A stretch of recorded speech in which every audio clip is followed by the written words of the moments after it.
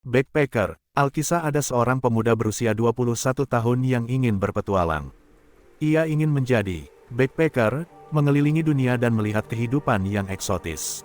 Ia pikir akan menjadi suatu pengalaman yang menyenangkan jika ia bebas menentukan kemana ia akan pergi, bertemu dengan orang-orang yang belum pernah ia kenal, dan pergi ke tempat-tempat yang tak pernah ia kunjungi sebelumnya. Tujuan pertamanya adalah Cina, jadi ia naik pesawat ke Beijing dan segera menjelajah hingga pedalaman Cina. Di jalan, pemuda ini mendapatkan ide untuk menjadikan perjalanannya lebih menantang. Ia akan naik bus secara acak tanpa tahu kemana bus itu akan membawanya. Dengan demikian ia akan bisa menjelajahi wilayah-wilayah yang tidak diketahui oleh para turis dan wisatawan lainnya. Tentu akan menjadi pengalaman yang membanggakan bila ia menceritakan pada teman-temannya tempat-tempat indah yang belum pernah mereka kunjungi. Suatu hari, ia mulai melakukan rencananya itu. Ia naik sebuah bus secara acak tanpa tahu tujuan. Bus itu membawanya ke pedalaman, masuk ke dalam hutan-hutan dan lembah-lembah yang eksotis. Bus itu pun mulai penuh dengan warga lokal. Namun pemuda itu merasakan keanehan. Rang-rang di dalam bus menatapnya dengan pandangan aneh. Mereka juga memilih berdiri ketimbang duduk di kursi sampingnya yang masih kosong. Awalnya pemuda itu merasa maklum, sebab ia adalah orang asing. Namun tatapan orang-orang ini mulai mengganggunya. Pemuda itu memutuskan untuk mengabaikannya, walaupun perasaannya kini mulai tidak nyaman. Bus itu berhenti di sebuah halte dan naiklah seorang gadis cantik yang langsung menangkap pandangan pemuda itu. Namun gadis itu justru tampak lebih terkejut ketika melihat pemuda itu di dalam bus. Segera gadis itu menembus kerumunan dan duduk di samping pemuda itu. Rang-rang itu ganti menatap gadis itu. "Apa yang kamu lakukan di sini? Apa kau tak tahu bus ini akan membawamu?" tanya gadis itu, dengan bahasa yang dimengerti pemuda itu. Merasa senang ada yang bisa berbicara dengannya, pemuda itu tampak senang dan menjawab, "Aku tak tahu, aku sedang berpetualang dan aku sendiri sebenarnya tak tahu kemana tujuan bus ini. Aku harus memperingatkanmu kalau kamu berada dalam bahaya besar." "Kenapa?" "Desa yang kamu tuju bernama Desa Pemakan Manusia. Penduduknya adalah kanibal dan mereka suka memangsa turis-turis asing yang tersesat di sini." Pemuda itu hanya tertawa mendengarnya. Namun melihat wajah serius gadis itu, pemuda itu sadar bahwa gadis itu tak sedang berbohong. "Apa kamu serius?" "Tentu saja, lihat saja di sekelilingmu jika kamu tak percaya. Mereka semua berasal dari desa itu." Pemuda itu menatap wajah-wajah itu dengan ketakutan. Benar, mereka menatapnya dengan wajah lapar. Bahkan beberapa tampak membasahi bibir mereka dengan lidah, seakan-akan sedang membayangkan betapa lezatnya daging pemuda ini nanti. "Bus ini sudah hampir dekat dengan desa itu. Kita harus segera kabur," ucap gadis cantik itu. Bus itu melambatkan diri saat hendak melewati sebuah tanjakan. "Ini kesempatan kita, lari sekarang," jerit gadis itu. Mereka berdua segera berlari ke arah pintu dan sebelum para penumpang lain sempat bereaksi, sang gadis segera menarik tuas darurat untuk membuka pintu. Mereka pun segera melompat keluar. Kerumunan di belakang langsung mengamuk dan mencoba mengejar mereka. "Cepat lari!" Pemuda itu berusaha keras mengikuti gadis itu naik ke sebuah bukit yang terjal. Setelah sekuat tenaga melarikan diri, ia menoleh dan menyadari bahwa orang-orang desa itu telah menyerah. Mereka memutuskan tidak mengejarnya lagi dan kembali masuk ke dalam bus.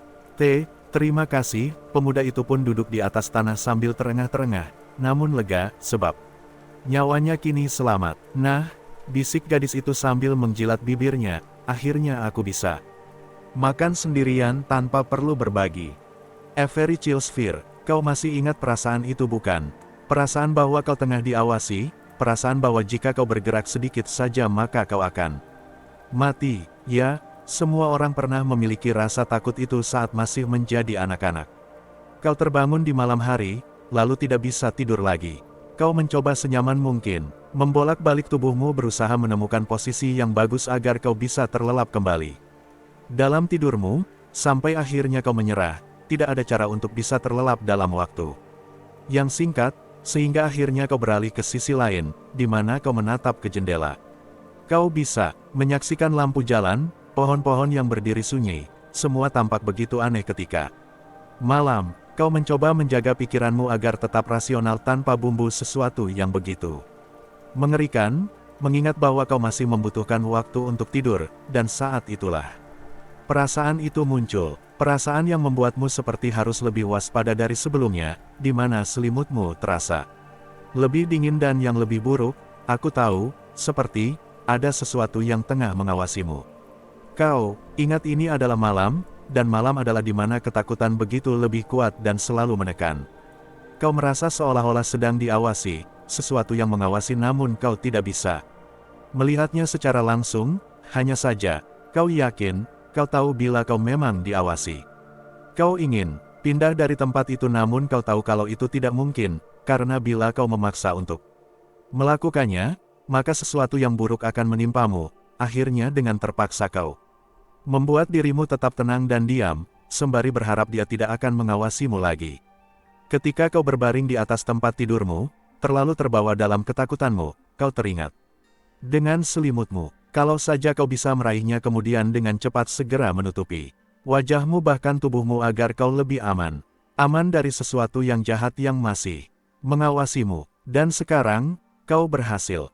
Kau menyembunyikan semua ketakutanmu di bawah selimut keselamatanmu, lalu kau jadi ingat, bila apa yang sedang menimpamu hanyalah sebagian dari imajinasi liarmu tentang ketakutan, tentang bahwa kau menciptakan ilusi seolah-olah memang ada makhluk lain yang mengawasimu entah di celah almarimu, atau di sudut kamarmu, bahkan di depan pintu kamarmu. Jadi, kau mulai terkekeh dan mengatakan betapa konyolnya dirimu.